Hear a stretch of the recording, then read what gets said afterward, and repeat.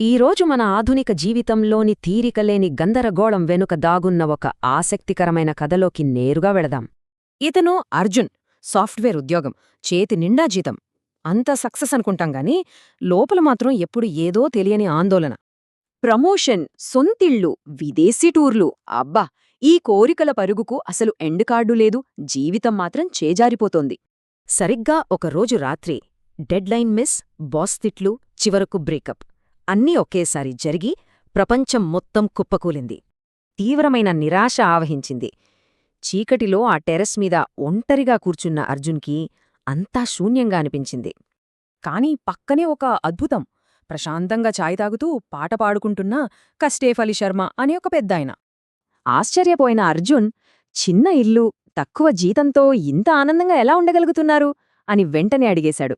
దానికి ఆయన, నక్షత్రాలు నాకోసం ఆగవు, నేను వాటికోసం పరుగెత్తను, అదే నా సంతోషం అని చాలా సింపుల్గా చెప్పారు.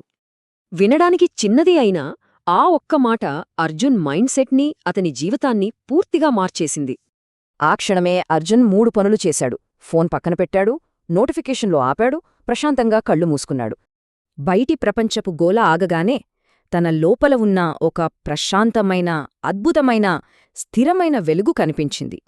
అప్పుడే అర్థమైంది, నిజమైన సంతోషమంటే ప్రమోషన్లు, ఆస్తులు కాదు, అది మన అంతర్గత ఆత్మలోనే ఎప్పుడూ ఉంటుందని. మరుసటి రోజు ఆఫీస్లో పరిస్థితులేమీ మారలేదు. కాని అర్జున్ మాత్రం ఒక సరికొత్త, ప్రశాంతమైన మనిషిగా మారిపోయాడు.